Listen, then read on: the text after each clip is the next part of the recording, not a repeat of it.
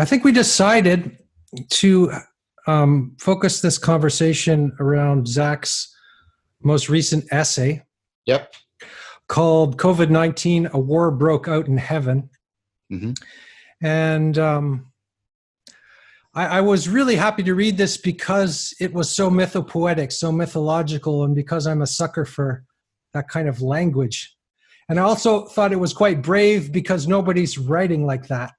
You make the very strong statement that there's a war in heaven, and using this strong eschatological terminology. Am I saying that right? Mm-hmm. And I was thinking about why that was so powerful. And I was thinking about Leonard Cohen, and I was thinking about Bob Dylan, and I was thinking about how they're always singing about the end of the world. Like, in some level, like there's always this flood that's going to come, and there's a crack in everything, and things are going to slide in all directions, and all these sort of lines from popular music were coming into my mind, which is very biblical in some sense, and that's probably one of the reasons why I really appreciate Zac's essay, and it's also, I think, a reason why other people might be quite critical of it. Because people want a more rational explanation for what's happening and that kind of thing. Not that your essay was not rational or reasonable, but so can we speak about that? Can we speak about why you're using this kind of language and why it's important and why I think your essay seems to be making the rounds. In other words, it's affecting people in one way or another. Sure. Thank you. I mean, I'm actually surprised by the reception of the paper. I'm very happy. I didn't expect it to be as well received as it was, actually, because I mostly expected people to be, cautious or worried about the mythopoetic angle. But I mean, I was trying to draw attention as clearly as I could to the interior aspects of the crisis, and to specifically have something to say that wasn't directly about the biology and the geopolitics and all of the dynamics that are within this. And some of it was also just in my own experience, returning to where I go for solace, right? Like, as I was looking out at the stuff that's coming from like the spiritual crowd, and just terrible. A lot of it's terrible, and insulting, I think, and a retreat to a kind of relativistic, pre-tragic spiritual escapism. Mm-hmm. So can you characterize that, describe what is so terrible and insulting about, let's say a spiritual reaction to an event like and this? And again, it's complex because there's so much in the religious landscape now, right? So you still have the great traditions, the church and the Sangha and all these things which still exist from the great traditions. I'm talking mostly about the non-affiliated kind of human potential movement, New Age movement crowd, at least in America, where there's this strange confluence between postmodernism and Buddhism, and in particular, where you get this like allegiance between the deconstructing of truth by postmodernism, which is something specific, and the deconstructing of like experience of self and reality in terms of some discourses in Buddhism, right? And not specifically Buddhism. And most of the people I'm talking about really haven't even like read a Buddhist sutra, but what they're getting is the notion that if you analyze your own experience, like a Vipassana meditator, you will realize that most of the things you take to be true are not simply true, right? That there's some deeper reality beyond the kind of given phenomenology. Mm-hmm. So emptiness, different than form. Mostly we don't experience emptiness, although even it's always already there. And then postmodernism is doing something specific in linguistics, right? Taking aim at the modern notion of objectivity and these other things. And so you get this confluence where you get a relativistic postmodernism with a particular brand of kind of a spiritual criticism of the kind of conventional reality. Let's say it's a spiritual criticism. And so you end up getting people denying that viruses exist. Right. And that we have bodies and things like that. Right, correct. And thanking the virus. And writing whole long things where they end up saying that, actually, I don't believe any of the things I'm saying. That's not right. We shouldn't believe anything. You can't believe anything. We don't know anything. But here's a long list of things I believe, but I don't really believe that. And so there's a lack of courage and spiritual fortitude on the part of those people who are people are looking to for that. And so, yeah, it's disconcerting, and of course it's still going on. That kind of view.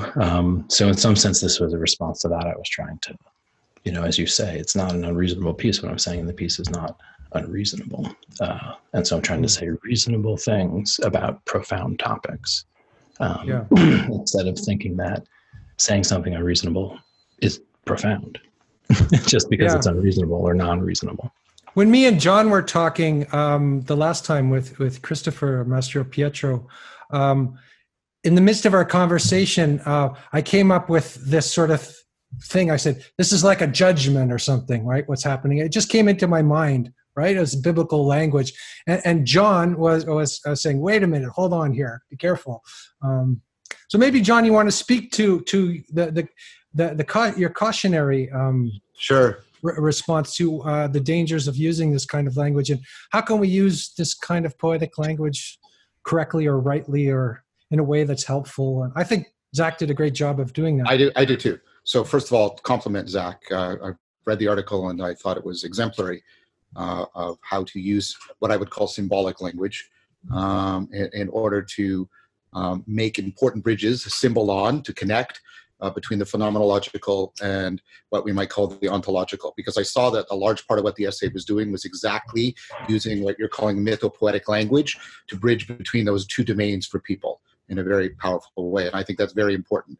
We can talk about that more as we go into our discussion. But I think that how do you craft a language that's deeply transjective, that deeply resonates with people's phenomenological experience, and yet also gives them a way of articulating a grasp on reality that is very needed right now. And I thought what Zac was doing was exemplifying that very well.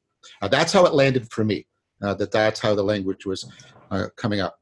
The biblical language, I've often cautioned people, I think the most appropriate attitude toward the Bible is a deeply reverential ambivalence. The Bible is a terrible book in the sense of its capacity to cause great harm, but also it's terrific in the sense that it can induce significant, powerful transformation in people. So the biblical language, my concern is I share one with Zac, and then one that I think he might have also. I think he steered very, very adroitly between Scylla and Charybdis there, very nicely, between a fundamentalist return of this language. Because my concern is, and I've seen a lot of people talking this way, the virus is very much like an Old Testament deity. It's abstract, it's ubiquitous, you don't know when it will strike. Right, it's demanding purity codes from us. It's narrowing our world. We feel like we're under judgment. We feel like we're being punished. We feel like we have to invoke purity codes. And this is a very ancient way of thinking for us, and it's very problematic. I think it would be very antithetical to the direction that Zac is pointing to in his paper, in his article, if that kind of thing becomes prevalent.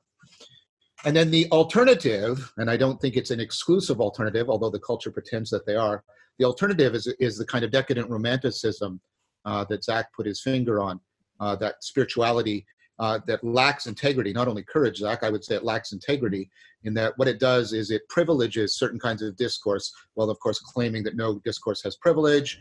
It claims a kind of exceptionalism for Buddhism that people like Stephen Batchelor and Evan Thompson have just shown as without merit as an argument. It does a very poor job, opposite, I would say, to what you were trying to do, Zach, and succeeding at bridging between the phenomenology and the metaphor. It doesn't set up anagogy. What it does is it just says, oh, everything's deconstructed in here, everything's deconstructed out there, and therefore I ultimately get some kind of nebulous conformity between my inner world and my outer world because they're all equally deconstructed, which is, I think, pernicious and kind of irresponsible in a very powerful way. So I think I saw Zach as like I say, steering between both of those ways in which we could start using. I agree with Zach fundamentally on this, that when we're in liminal, right, and that's exactly where the phenomenology and the ontology are in this like deep, like talk to each other. When we're in liminal, we are drawn towards this kind of language. I totally agree. What I'm suggesting is we can be drawn, and then we can articulate and appropriate that language in three different ways, at least to my mind.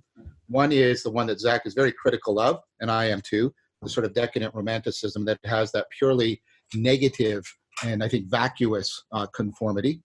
And then there's a kind of a fundamentalism that I think, especially when we're enacting purity codes, is a very real danger. And, and the attendant things upon it, conspiracy theory, scapegoating, these are all things we have to be very, very careful of.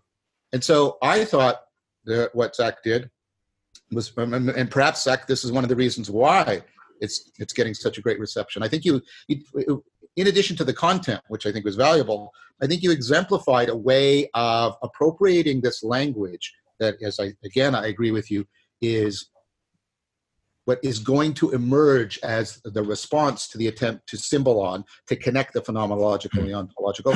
And you steered it between the two things that I'm most concerned of. Well, I have three, but two I've articulated. One is the fundamentalism.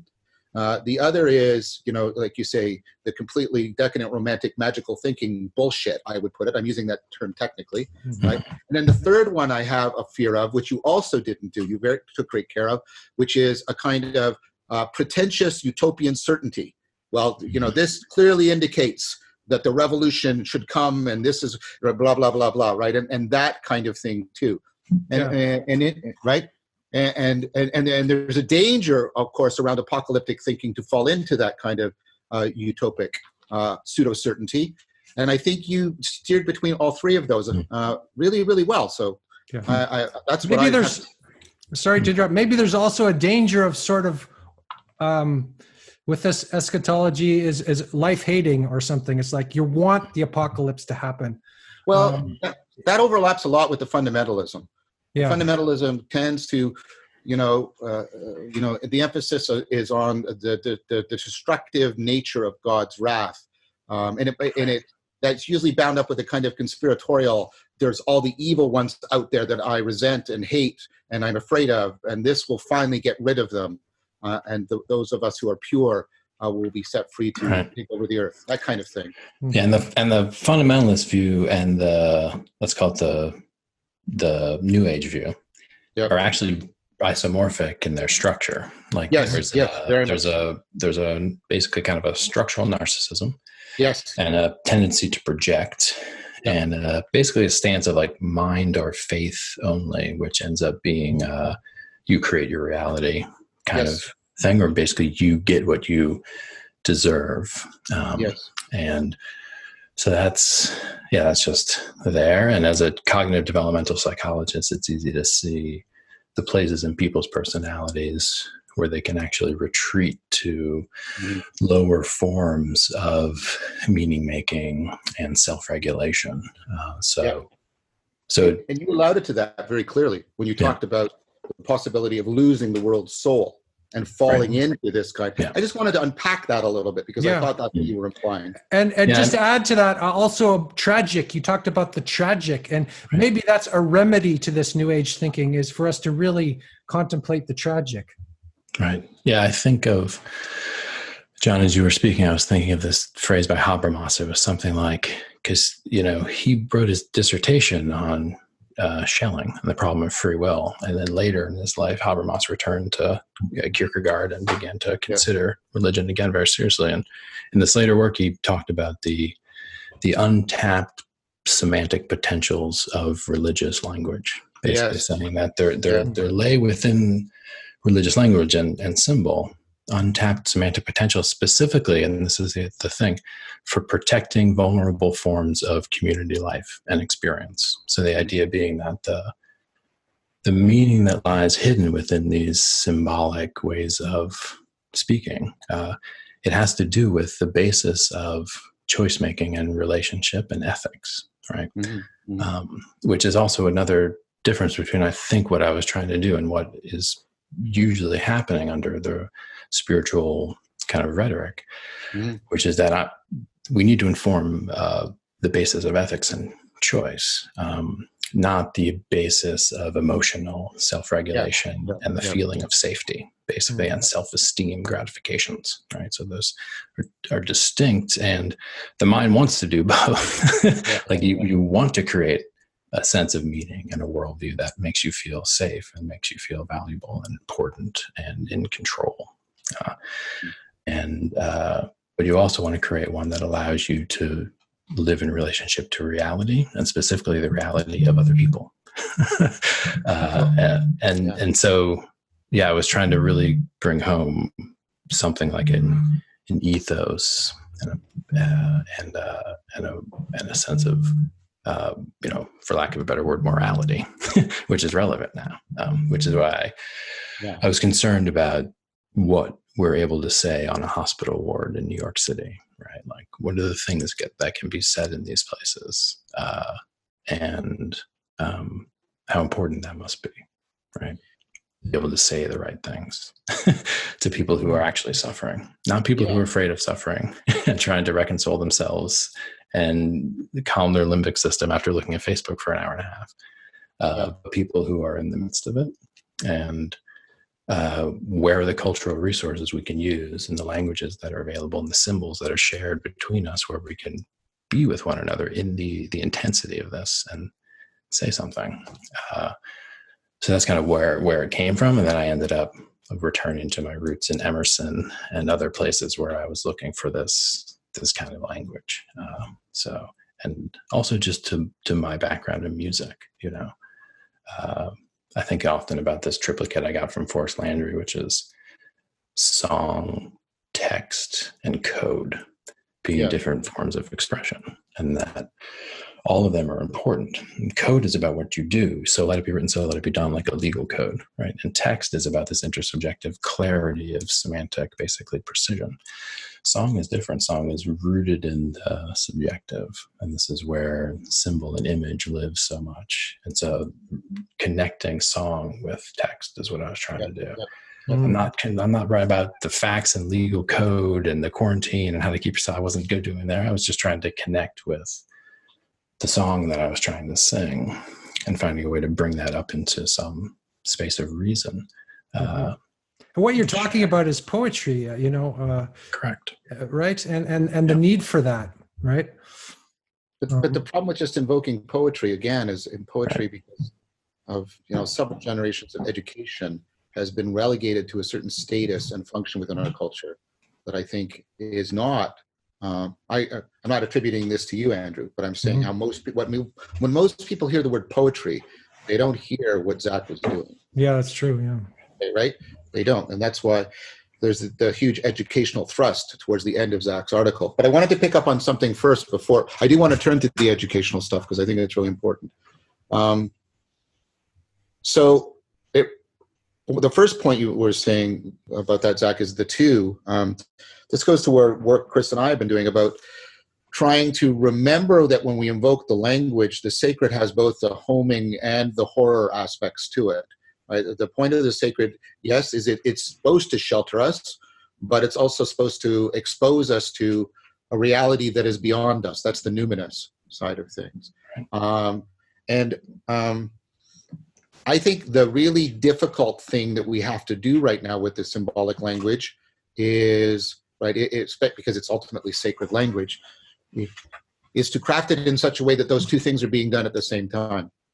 That we're giving people a sense of how they can get grounded and centered, but also challenge them to face the transformative demands that reality is placing upon us. And I think that's, so another concern I have is a polarization of the language of the sacred, either into the, oh, it's, you know, it's all wonderful, we're all snuggly and warm and we all love each other, or you know, which is also becoming the sort of horrific nihilism with this, you know, we're all just doomed and sort of glorying in a way that reality is overwhelming. Because I can see some people finally finding, but in a deeply shadow twisted way, you know, well, I'm finally connected back to reality, right? At least there's this horrific thing that's destroying, you know, all the offices and institutions of power, and you know, that kind of fist shaking salute towards the flames. And so part of the difficulty I think we face here is to craft language that can bring those two sides of the sacred together again. One of my favorite versions of this book was for children, so it's has an educational impact on it. Is in the Narnia Chronicles, and the kids are talking, and they're talking to some of the talking animals, and they say, "Well, is Aslan tame?" And the kids go, and the animals go, "Oh no, he's not tame, but he's good." Right? And there was this, right? And there was a Lewis is trying to get this other place, right? Again, where you can see the sacred as not the tamed, you know, I will be what I will be, you know, God's self-naming, right? But also the fact that this is ultimately something that affords transformation and transcendence in a powerful way. And so if you'll give me one more minute, guys, I know I'm talking a lot. This brings me to this ongoing discussion I've been having with Jordan Hall and Chris Master-Pietro and Guy Sandstock, and with you, and is this whole notion of what you were pointing to in your major point a minute ago, Andrew. Sorry, Zach. It was that, right, that you're trying to link this language to being able to say the right thing, do the right. It's ultimately you're trying to link it to wisdom, in my language, and then this care, pardon me? And care, right? That's a big part. The rationality of caring is what Socrates was primarily about, above and beyond any rationality of argumentation. He makes that very clear. The one thing he knew was ta erotica. He knew how to properly care and what to care about and how to care. But the invoking Socrates brings up this whole thing I've been trying to talk about, this notion of faith, Socratic faith, because the relationship to symbols is not one of conviction in the sense and the way in which an argument convicts you. Neither should it be, and Zach is critical of this, just kind of an emotional, affective response. That's an inappropriate response to symbols. I mean, so my tutor here is Tillich, that the appropriate response to symbol is faith, but faith completely re-understood, not as this magical projection and willful assertion or passive, acceptance of, some fatalistic demon, but more, again, this ability to, what Zach is, again, I think, exemplifying in his paper, which is to sense the kairos, sense the course of things, and become deeply coupled and involved with it. And I think that is something that needs to be talked about. And it's also something that we can offer people now as an alternative to either magical faith or, merely sort of assertional faith. And I think that's also something that needs to be brought into this discussion. And I think, Zach, again, and I don't think this is foreign to your article, Zach. I think you're clearly exemplifying it in what you're talking about and the way you're invoking the symbolic language almost in a prophetic fashion. I just want to repeat what you said about the importance maybe of joining those two worlds together, right? The horror and the that's sublime. What faith does. That's what sublime. Faith does. And if we're just in the sublime, blissful world of imagination, it's nice, but we never come down to the earth. And if we're just in this sort of materialistic horror, we don't have any vision. So it's bringing these two worlds together, I think, is what I'm hearing from you. Yeah. Does that Yeah, make sense? exactly. And what I'm saying is that act of bringing them together is, of course, inherently symbolic. I keep saying symbolon is to join together across the liminal, right? And that because you're confronting the liminal, you're confronting those both the prospect and the refuge. And I think what gives you that, I think, is this kind of faith that I'm talking about now. And it's a faith that, in my opinion, and I argue it's more than my opinion. Who cares about my opinion? My arguments are that notion of faith is deeply interwoven with this more extended Socratic notion of rationality and the wisdom project that I think Zac is invoking in the pedagogical part of his article. Beautiful, guys. I mean, there's so many directions to go now. Yeah. Like, I'm wondering what, Andrew, what did you have in mind? What comes to mind for me is this notion of the post-tragic and the notion. I was thinking of the future. I was thinking of the prophetic and the future, and how we use symbols because we can't really understand what's going on in the immediacy of what's happening. So we use symbols as kind of a vehicle to take us towards the future. Does that ring true in any kind of a way? Or it does. It does. I mean, that's, the word that came to mind now is a word that Ken Wilber coined, which is mondalic thinking, which he was talking about when the eye of mind contemplates spirit, right? When the eye of spirit contemplates spirit, you just have spirit. But when the eye of mind contemplates spirit, you get this strange language, which is a kind of symbolic language, a mondalic language. Twilight language, I've heard. Where you're working with image and symbol in a very intense way. I talk about the thoughts of the heart in the paper, and this notion of the thoughts of the heart comes from James Hillman, and this is the language I was trying to use, and the language which is the language of care, right? Which is Socrates' language. When he has that confidence that he could show up with any interlocutor and be able to use his words to express and kind of create the thoughts of the heart between them, this is the true sense of philosophy, I think. Working with the thoughts of the heart, essentially. And it's not science, technically, right? And it's not logic and argument in a strict sense, but it's also not illogical and irrational or based on just phenomenal experience or ecstatic experience or those kinds of things. So it's this hybrid language, like you're saying, which brings the two together. That it can take the best of science and does not contradict that, and it can take the best of the mystical and the purely prophetic and those things and bring them together. And the thoughts of the heart are the most universal thoughts and forms of language. And so they are a kind of common sense, if I can use that way of speaking. But they do sometimes end up being cloaked in things that look like traditional religious forms of language. And so that's, I find, the biggest trick now when I'm working with these modalities is to not basically offend the scientists, right?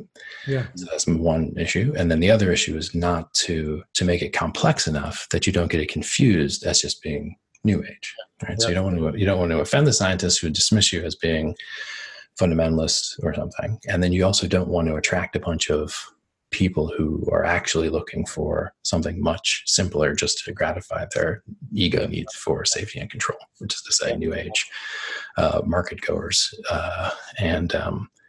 So that's the dance. And yeah, I'm just kind of overwhelmed actually getting the praise for the paper. I wasn't expecting it. But yeah, so that's one of the things that came to mind there. And then, as I was saying, this notion of that the sacred includes the kind of terrifying. And that is also with this notion of the post-tragic being extremely important. Something I've talked about in a few podcasts. And the idea being that when tragedy is there, it must be lived through. And it can't be avoided. And dealing with it actually doesn't mean fixing it or making the tragic disappear. Dealing with it actually means finding a way to have it and more. And I talk about what is within illness and what is within death, that unravel it from the inside, which is to say, as hospice workers know and healthcare workers know, and I've been a caregiver for many years in my life, and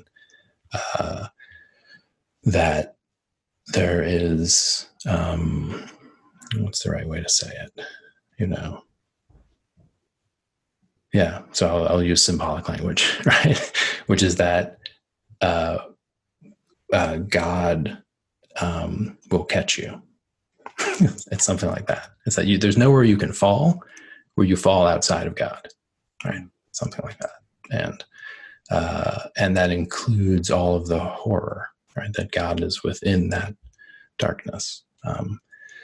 And so, yeah, so again, it's not about being stuck in the tragedy and saying, oh, it's just horror, right? It's like, no, it is horror, but humans can withstand horror. And humans are made in the midst of tragedy. So much of history has been humans making personhood in the midst of tragedy. And so again, the untapped semantic potential of religious languages for protecting vulnerable forms of human life, these are the things we've done to be together with glad hearts in the midst of tragedy. That's where the Bible is interesting, because it is so political. Slavery and freedom and injustice. And there's all of these stories of people in intense, and plagues, of course, people in intense interconnectedness. And so yeah, it's not abstract in many cases. The Bible's just there. And so, yeah, there's that encoding in human experience of making meaning and personhood in the midst of tragedy. And so that's just, I'm saying, when we're bringing these languages together, to what end? It's because, again, part of that need to create the new religion, right? This new form of religiosity. It's coming at us again now at a higher register, that demand from the world. It's saying, look at the suffering and the pain that's unfolding, and how do we come together in the midst of this? And it's about what we're trying to do here, in a sense, with the creation of new resources of symbol and language for meaning making. Yeah. Because maybe the guy in the hospital in New York doesn't have time for figuring things out in a very reductive way. He just wants the truth, and the truth has to be deep, right? It can't be superficial or right. And I guess the kind of God you're speaking of, this that contains both the darkness and the light, or both the horror and the beauty. So it's like you don't want to split those two. If you're on your deathbed, I imagine, I've never been on my deathbed, but you would want things to be as close to the bone and as true as possible. And often religious language may be the only way to express that. I don't know, or the heart spoken as directly as possible. But the thing is, it has to take. Yeah. That's the thing. I mean, there's nothing worse than these words being spoken and they don't take for the person. Right.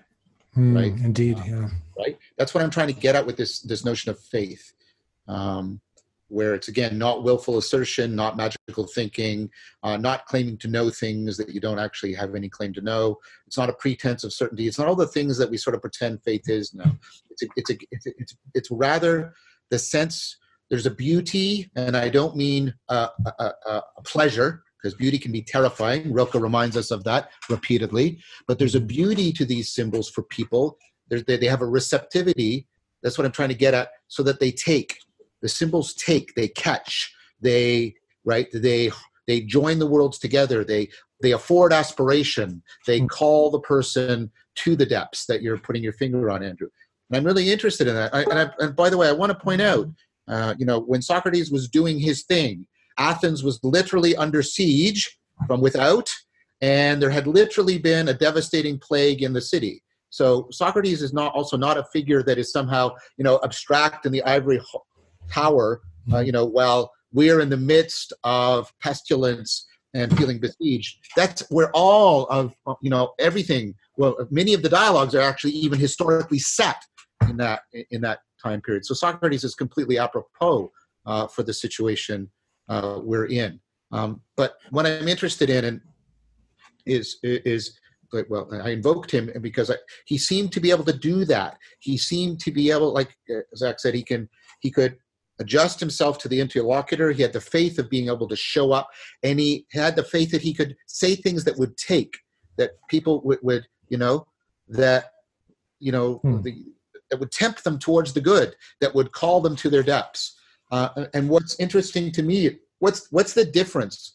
And I think this is ultimately what I want to really get to with Zac's stuff, was what's the educational background that makes people capable of appropriately being called by these symbols so that they take and they're aspirationally viable to them, and people where it falls dead on their chest, it's just empty words, or they get all of the stuff we're critical of, all of the willful assertion, magical thinking senses of how to misappropriate the symbols. That's for me where this is the knife edge question that's coming down. What do we give to people? How do we adduce? How do we draw forth from them this capacity for this kind of faith? Well, what I mean by faith is to be caught up in the terrible beauty of the symbol, so that one is called to one's depth and one is drawn out aspirationally into the depths of the world, so that one can confront the deepest things with the deepest resources at one's disposal. That, for me, is the central question that I think, forgive me, Zac, that's what I saw the paper as really driving towards at the end. Mm-hmm. Yeah. No, that's such a good question, such a good set of questions, right? Because this is what's the term, pearls before swine, right? Yeah. It's like, and this is a classic educational problem, which is that exactly.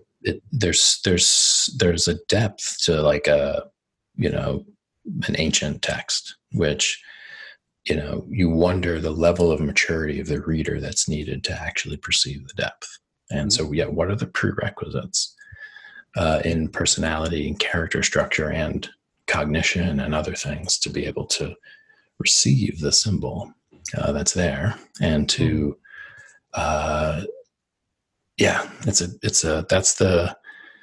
there's two things that instantly come to mind. One is experiences, formative experiences, where the same symbol or comparable symbols or modalities of expression were terrible for you.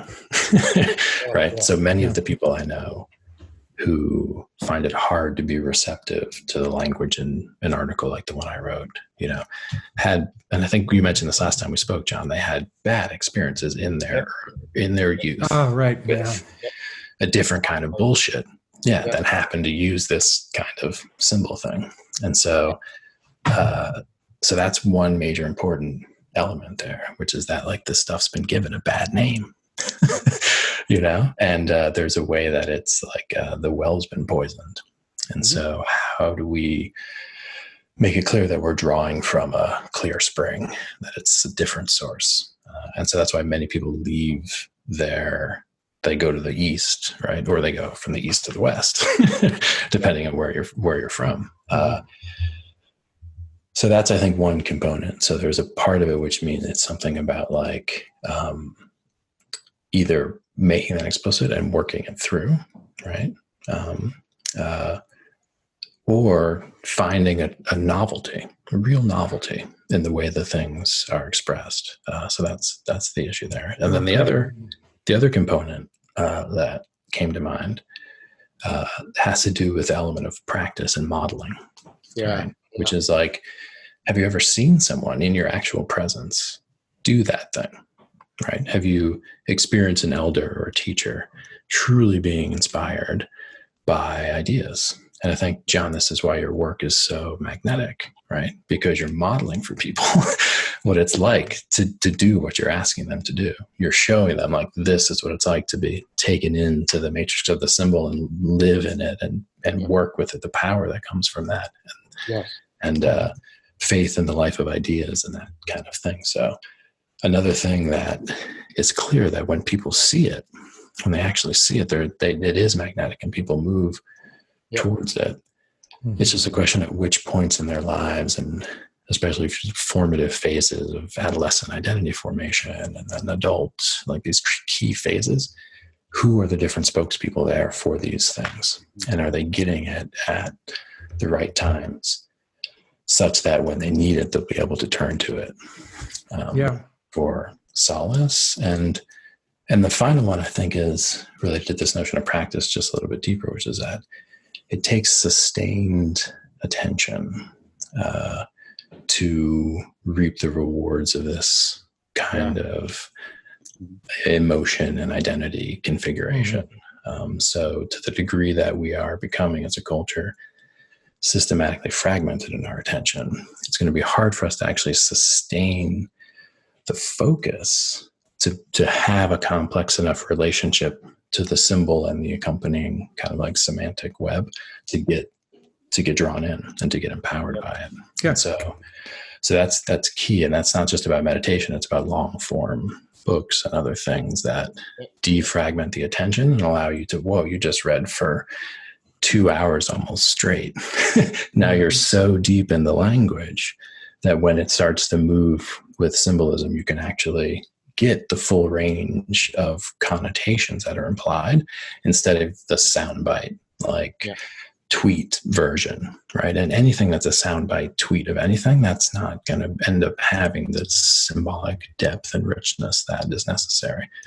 So that's another component, I think, in terms of the kind of pedagogical look at just how can we do this and make people more susceptible to these resources that they become available, basically. Mm-hmm. Just one thing I'd like to sort of add to that. It seems to me that in the present crisis that we're going through, and also just to bring it back to the crisis, our reaction to the crisis sort of depends on how deeply we've studied these things, or how deeply we've studied life. And if we've studied them deeply, we know that there's a crisis all the time, right? This is an exceptional crisis in one sense, but the fact that we're all going to die is like, that's like the first thing you learn, right? And if you study any kind of religious tradition, is to contemplate the fact that there's a crisis going all the time, just by virtue of the fact that we have bodies that are disintegrating and we have to live that tragedy. Yeah, I think that's right. I mean, I think it was when I was talking with Peter Lindbergh in his online Stoa about, and I want to connect this to Zac's point about long form attention, because I think dialogos and what we're doing here is also a great exemplification of that long form attention that is deeply enmeshed with trying to draw forth, a new fount of intelligibility from all of these hidden semantic and conceptual resources. So I think that's why dialogos is actually crucial. And dialogos is not just the presentation of ideas. Dialogos is an exemplification, as Zac said, of a way of life and how it is actually viable for people, it being enacted right here, right now. I think what I wanted to say about the point you made, Andrew, is connected to this long form practice. So Stoicism, one way Visser does this, and Beyond Fate, that our word fatal, which we now equate with causing death, that's not its origin. Its origin is having to do with fate, which is the way in which reality acts beyond all of our egocentric projects and concerns, in the way in which we can be struck by absurdity or tragedy. There's many different ways in which reality hits us in the face and says, aha, you have all your projects and all your narcissistic narrative, but look, here I am, right? And so the why the association became so strong, right, is of course the event of death is the most, in that sense, fatal. It's the one that makes us most aware of how reality is above and beyond us. But then the point is not, and I think this is what you're saying, Andrew, the point is not to be considerate of the fact that our existence will terminate. It's that right here, right now, we are meshed in fatality and the mortality of all things. Because always, always, everything is threatening us in the way that it is always beyond our narrative and our narcissistic narrative. And we're getting into a culture that is doubling down and trying to sort of, no, I can just make it so. I can just make it so by speaking it more loudly and getting other people to shout it with me. And so I think that brings us back again. And I'm not trying to dragoon something, but I think that's again the sense of sacredness. I think part of sacredness is to be at home with your mortality and the fatality of all things, while never denying its real horror. The fact that it's always every moment capable of showing you in absurdity or in horror or in in terror or in all kinds of things, that reality is something that is always, and not always just in the long term, but always here and now, beyond us in very, very powerful ways. And so Stoicism was a lot about trying to reorient, right? And I take Stoicism as a clear example. It comes out of the Socratic tradition very clearly, in which people were trying to wed Socratic rationality with this kind of faith.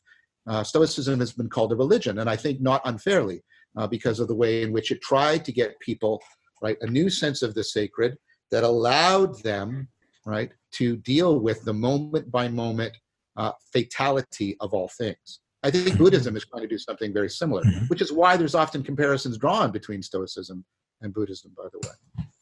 So I think it's really, really important what Andrew just said, and to connect it to what Zac said.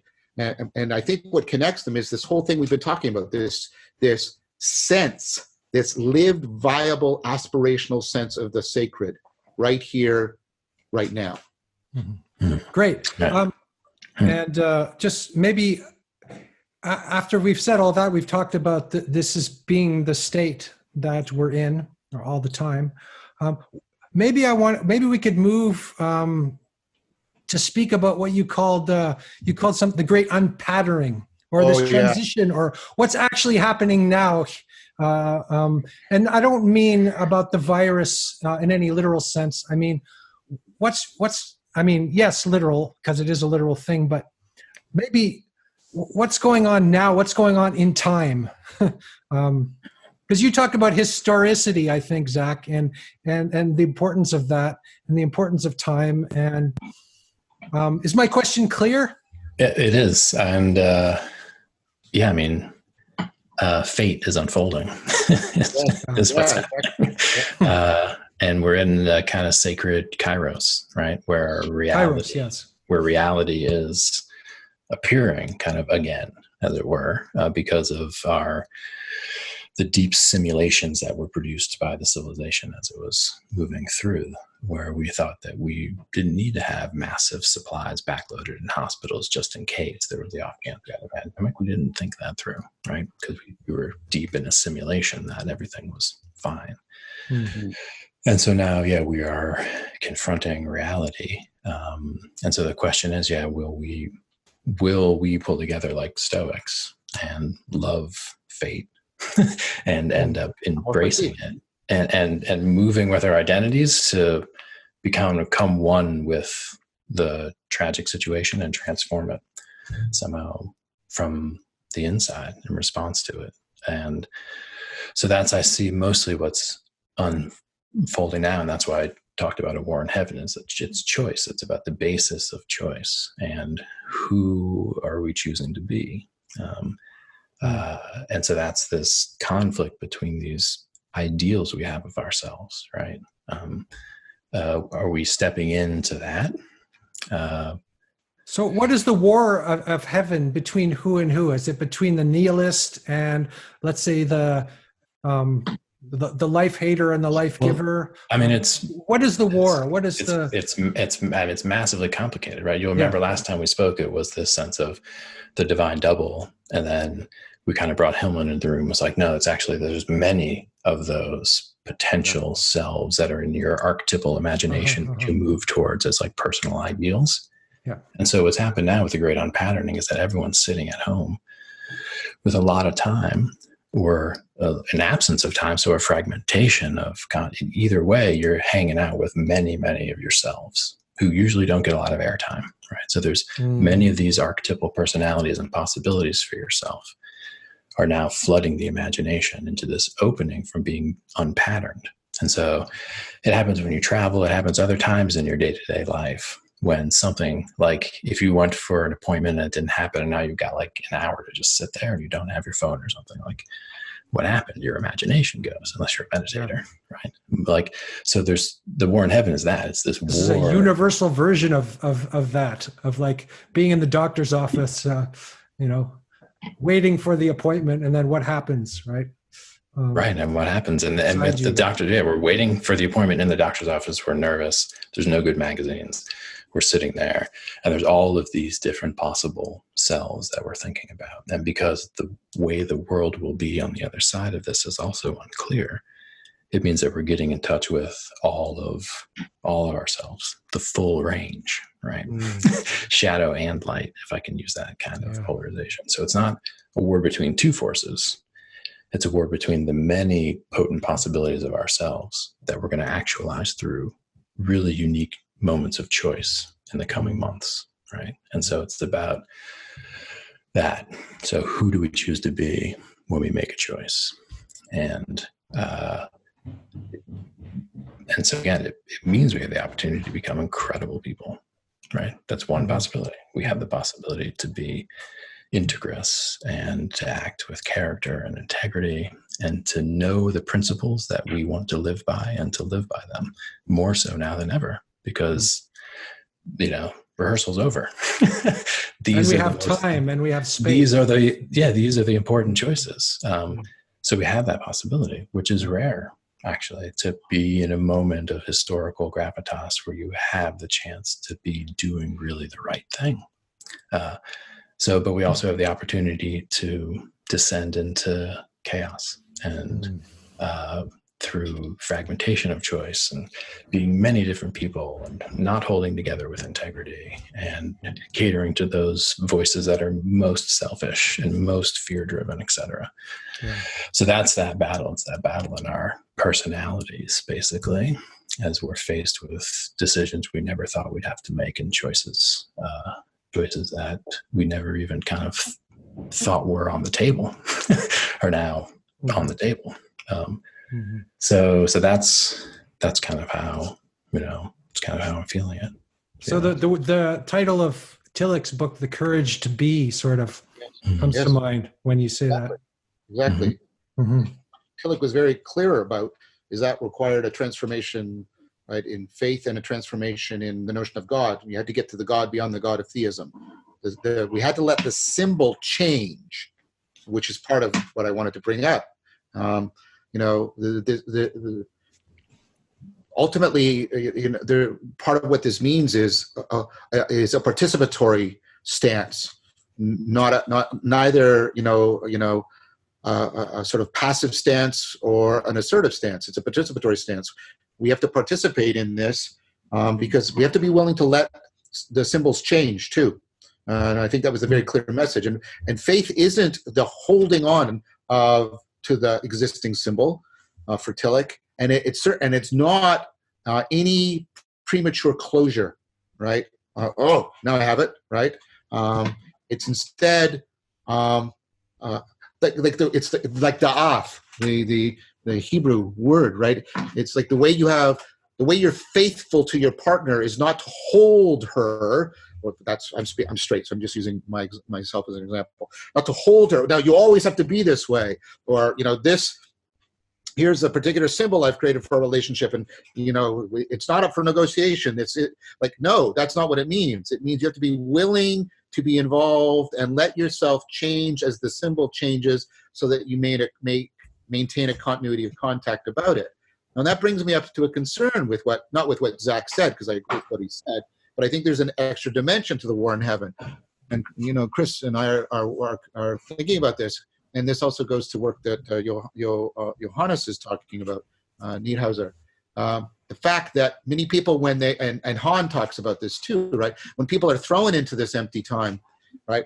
They have, and I'm trying not to be insulting here, but this is sort of a way of getting the gist of it. They have a kind of shallowness in imagination. If you'll allow me to use Corbin's idea, they have a merely imaginary sense of the imagination, not an imaginal. They have a purely subjective sense of the imagination, not a transjective one, and therefore it cuts them off in the very way they have been encultured to deal with their imagination, right? It cuts them off from the aspirational project that we're talking about here. And so my concern is that they, our sort of Cartesian subjectivity is being challenged really dramatically here. But I'm concerned that people, in order to let the symbol, in order to grow with the symbol as it grows, you have to have an imaginal sense of the symbol, not a merely imaginary sense of it, right? The symbol and the image it's not in your head space. That's not where it's fundamentally between you and the world. It's a joining of you to something deeply other than you. And that means you only know you're joined to it when it's actually transforming you and changing you. And that means transforming how it appears and shines into you. And I think, so my concern, to put it in a phrase is, right, do we have the proper, training in the imaginal that will afford us, appropriating this kairos in the right way? That's sorry, I keep circling back to this because this is sort of my Socratic concern. It's like we're trying to get people we're trying to act as midwives, but I think there's just tremendous difficulties in the grammar of our thought and discourse that prevent us from tapping those semantic resources that Habermas and I think Tillich were trying to put their finger on. And that's why Zac's idea of a total revolution of education is so important. I think I'm trying to strengthen the case for that point. That unless right, any purely individualistic, within my own home, I'm going, like, of course people have to do that. I'm not, but if there's any sense in which that's going to be sufficient for grieving our way and aspiring our way through this kairos, that has to be really challenged. And I think I'm trying to put an argument in here that actually strengthens Zac's point about radical, right, a transformation is needed to our educational system, where it's the line between education and enculturation is completely being blurred, it seems to me, in what Zac is proposing, and we've got to get back to that in a powerful way. Yeah. Just before, Zac, you respond, I was thinking about the fact that when you paint that picture, John, it looks very, very grim. But at the same time, it is grim, and it is a grim picture. At the same time, maybe a few individuals doing this properly can go a long way, right? So I think of the biblical ark story, or like building an ark, or just building the thing, doing the thing properly. Just a few people can save the world, if I can be as cheesy as that, right? Yeah. No, it's not. It's not cheesy. I never understood the etymology of that insult. But anyways, Socrates is dropped into Athens. I love cheese. I'm from France. Yeah. Okay. I live in France. And Socrates is dropped into Athens, and he's the gadfly for the entire place, right? And all these movements start up around him, and all these Socratic logi. It's the Leonard Cohen. It's like he sank beneath your wisdom like a stone, although he was speaking about Jesus. But all the ripples just spread out, and that was deeply, and eventually it leads to Stoicism and Marcus Aurelius, right? I do want to. Sorry, Zac, I'm preventing you from speaking, but I just want to pick up on, although I'm painting a grim picture, I keep holding out these exemplary figures, and how in situations very, very similar to ours, they were able to enact and afford that kind of educational, enculturational reform that Zac is pointing to. So this is not an event. This is not an inevitable grimness of doom, or a grimness of inevitable doom. That's not what I'm arguing for at all. I'm arguing for taking it very seriously, but pointing out there's real historical examples of ways in which this can be seen through. Right. Thank you, John. I mean, I completely agree, of course, that at the root here is something like education extremely broadly construed, or the word paideia, which is the word I use in my book, which is a word that basically roughly means like the intergenerational transmission that keeps a polity together. And so, and that is sorely lacking thanks to like the exhaustion of the modern school systems. And now those school systems have been shut off basically all around the world, and all of the kids are at home. And so it's really an unprecedented situation educationally. And, the question of in what ways after this could we change education so that a situation like this doesn't occur again is the question that I'm asking, because so much of the situation with the kind of breakdown of anything like a public sphere and the kind of polarization and the post-truth culture, and much of this also rooted in the educational crisis broadly construed. So, yeah, and enculturation and schooling were basically separated. And then we forgot to work on enculturation anymore. And we taught kids a bunch of technical skills to try to prepare them for jobs. Early in modernity, that was okay because the churches were still going and communities were still going, and the system hadn't basically colonized the life world to the extent that the dinner table wasn't a place of enculturation anymore. But separating those, having schooling going strong, getting lots of really technically capacitated people through a school system up into some ostensive meritocracy, right? And then alongside that, a lack of rich character building enculturational processes, right? And instead, something like popular culture and consumerism being the main modality of enculturation. And so that's a nightmare, and that's produced the generations now that are in power and aspiring to power. So, there are all of these cascades systematically from educational failures, and not just failures of schooling. Like TV could have been different. If you read the early literature in the history of education when TV was coming out, people were talking about it the way we were talking about the internet in like 1995 or 2000, right? They're like, this is the thing that will save democracy. Television will do that. And like, didn't pan out that way for a number of reasons. So we failed across the board in using the infrastructures and technologies we had to make the paideia strong enough to support the polity. And so the polity is in crisis, and we're realizing the paucity of the paideia, which means we're realizing that fourfold educational crisis I broke down last time is kind of unfolding. So my sense is that if we move quickly, we could, in a generation, start to change things, but it would require some of the social miracles I lay out in my book, which are on the table now, things like basic income guarantees and adult education, right? Where we could get a whole group of people, actually a whole generation of like food service workers, basically, who may or may not have jobs to return to. We could get them in a position to become more like teachers or community guides working in a decentralized educational system, as opposed to returning them to their jobs, right? Mm-hmm. But if we just try to reboot the schools as we knew them and kind of go back to the way it was, I think that's actually a recipe for deepening the mental health crisis. I think we're going to have to basically address what's happening with the immediate reforms of schooling on the other side of it. Similar to what you'd have to do after a war transpired. Like, you'd have to find a way to help the generations make sense of it together and figure out a shared vision for what it's like moving forward. And that's an educational challenge. It's one of the more profound ones we've faced. So we're looking at something like as different from the schools we've had as the schools we have are as different from the ones we had before the First World Wars, right? And that difference in America, at least, is profound. Like you're looking at almost like one-room schoolhouse stuff for most of the country in 1900.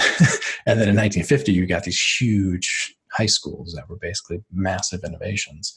So I'm suggesting similarly now, we're going to need that much thinking about the educational and psychological and cultural dimensions of this as we are thinking about, biometric infrastructures and economic stimulus packages and geopolitical security, and those things are important. But if we just pretend that the culture will take care of itself and education will be fine the way it was, then we'll repeat the mistake. It may not be exactly identical, but there will be a breakdown because of the failure of intergenerational transmission. So I'm getting a massive, paradigm shift change in education needs to happen on one hand, and on the other hand, the image you use is the kitchen table, or the So I like that.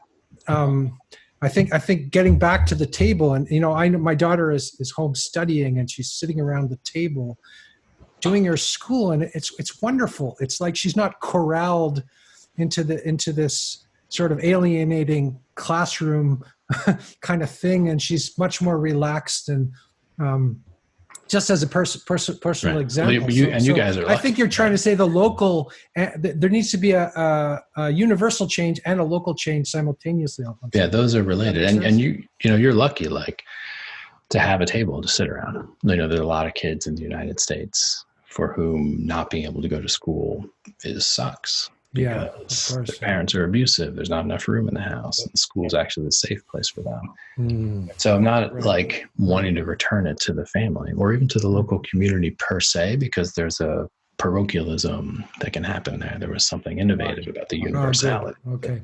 So it's a hybrid. And again, I express it in my book. But yeah, right now for many people, they're realizing, holy crap, like education was taken out of the house. Like education was taken from us. My kids are taken from me every day. Like they're kind of realizing when it's going well and you're lucky, and the table can be a place where love happens and those things. There may be a realization in some quarters that, wow, many of those patterns that have been in place that we take for granted, almost like they're a part of nature, are in fact not. They have been constructed and are now changing rapidly. So I do see on the horizon pretty radical changes in the educational possibilities. Mm-hmm. So I would like to speak to that, John.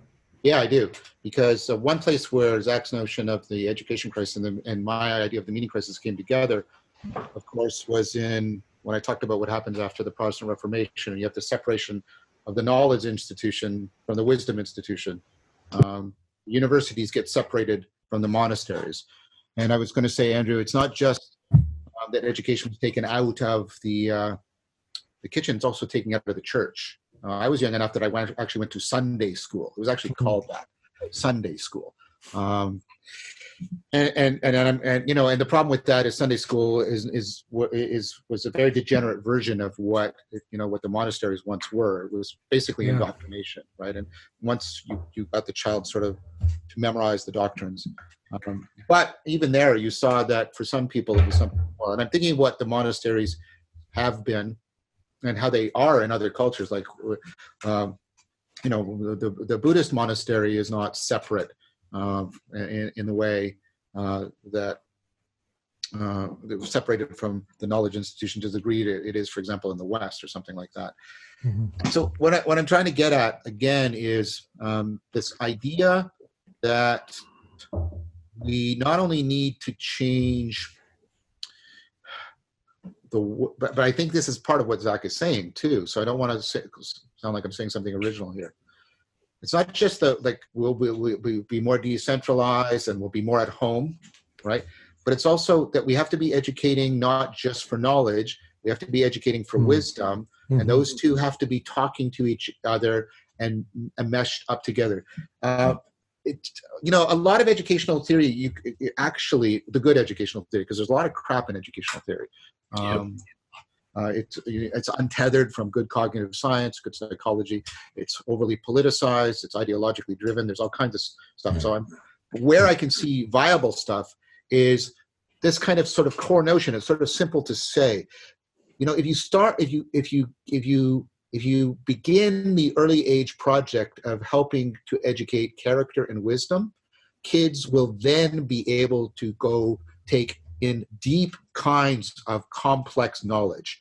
But if you just try to give them the knowledge without feeding that human need for character development and for wisdom, you're going to find that many people find that very educationally challenging, and they ultimately develop a hostile attitude towards their education and their educational background.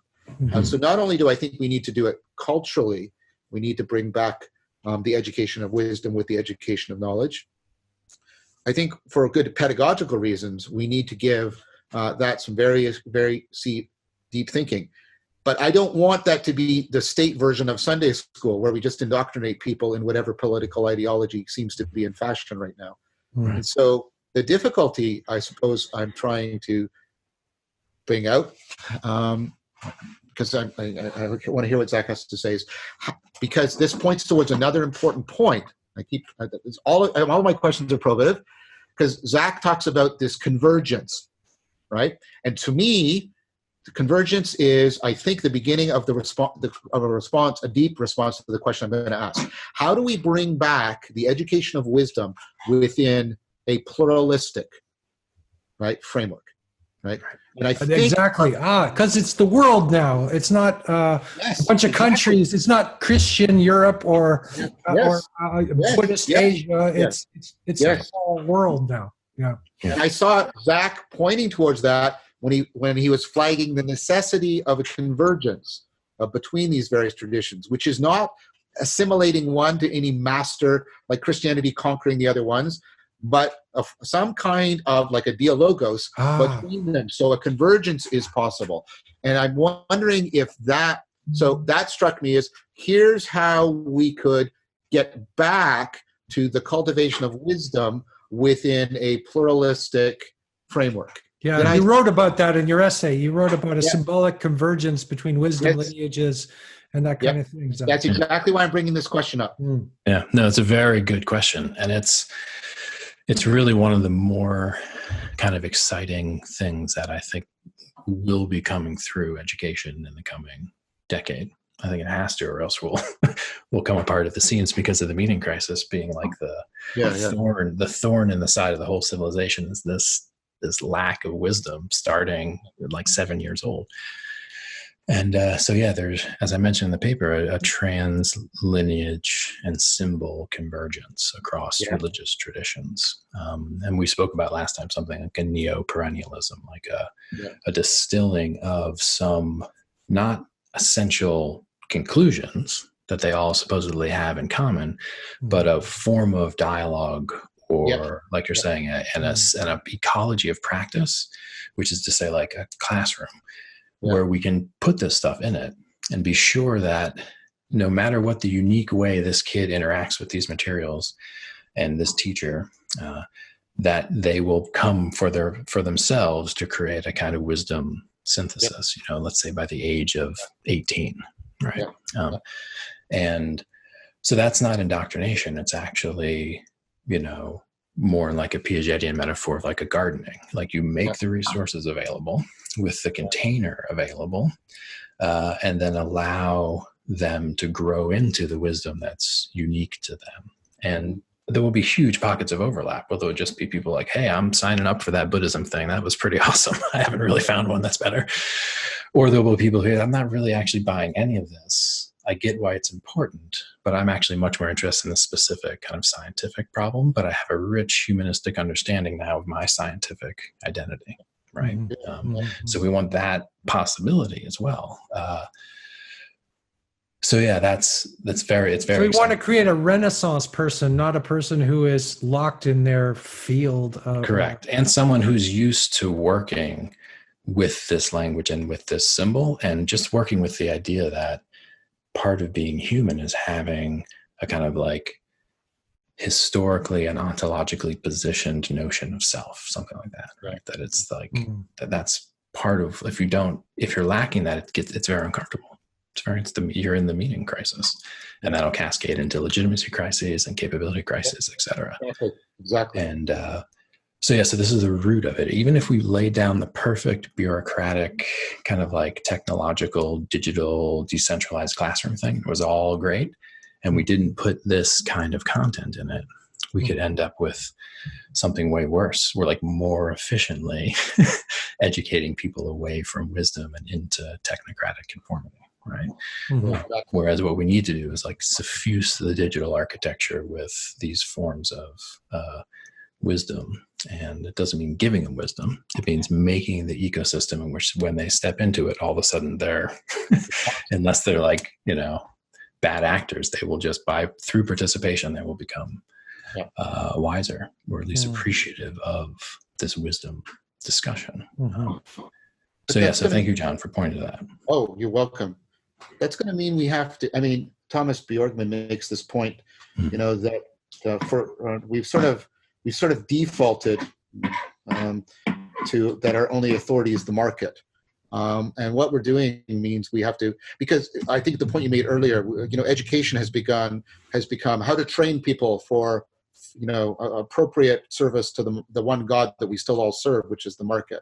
I'm not a raving Marxist, and I'm not trying to propose the overthrow of capitalism or anything like that. But what I am talking about is the idea that we have to have, and I think part of what this can afford us, it's affording it in individuals I talk to, is a realization of, oh wait, there's a lot of things that really matter to me that aren't coming from or aren't in the governance of the market. And so there's normativity that makes a call on me that isn't just the call of the market to produce and consume. Again, I'm not denying that we need to produce or consume. I'm not saying that. But what I'm saying is the tyranny of the market and the religious idealization of it, I think is something that's going to have to be challenged in conjunction with this kind of educational reform that Zac is proposing. Yeah. And maybe that's why this notion of the digital campfire or whatever is kind of coming up, even though I'm not sure if I'm in love with this term yet, because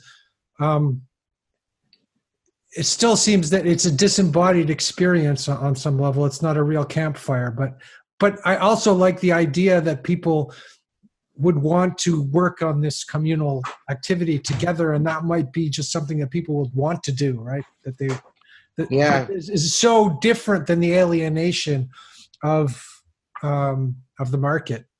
Well, that's what I'm hoping. I'm sort of talking about when I was at the Stoa, I was talking about sort of stealing the culture, the way Augustine and the Christians stole the culture from the militaristic imperialism of antique paganism, right? And then you've got Paul van der Klee and other people have been talking about how we have now forgotten, because it's become second nature to us, how much of a cultural transformation that was.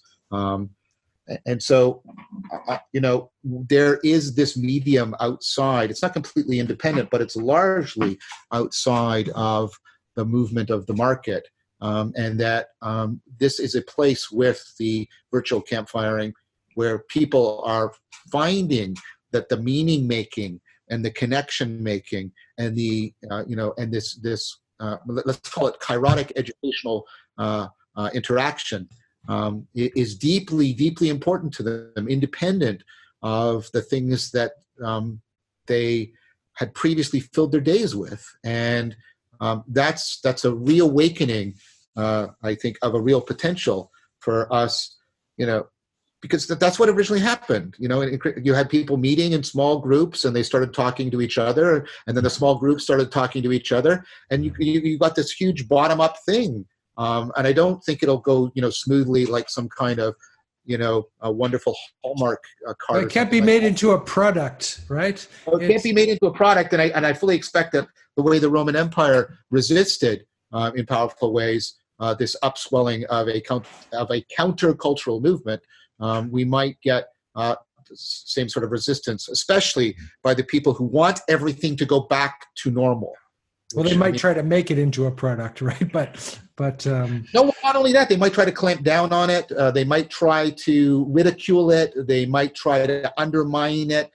They might try to sloganize it and market the slogans as a replacement or some sort of surrogate for actually undertaking the transformation.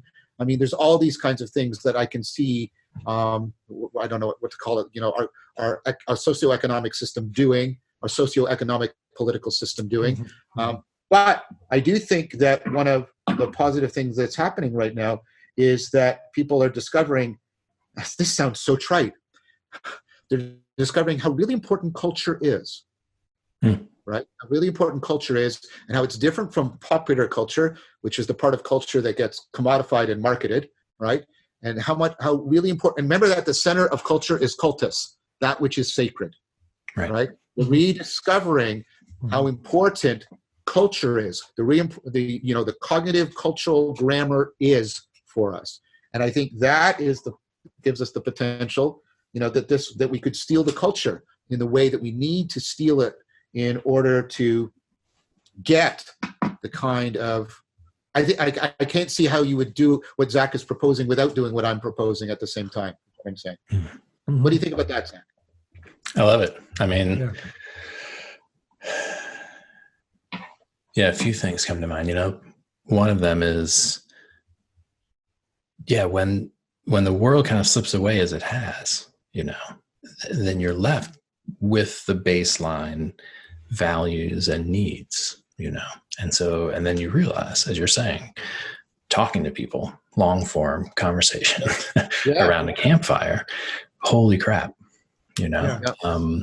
and the confrontation with death is part of the realization, because it's not just that the normal work routines are disrupted and you can't do your normal schedule and those kinds of things. It's also that everyone's worried about death.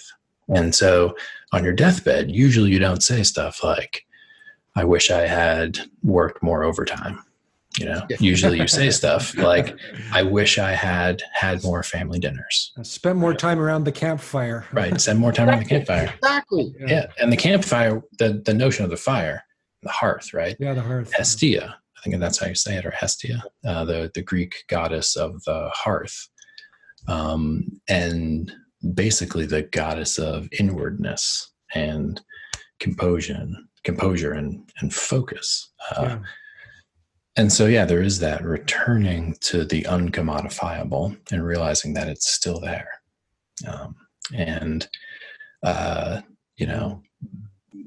To the degree to which we get used to that, it's ironic a little bit, right? That we're supposed to be isolating.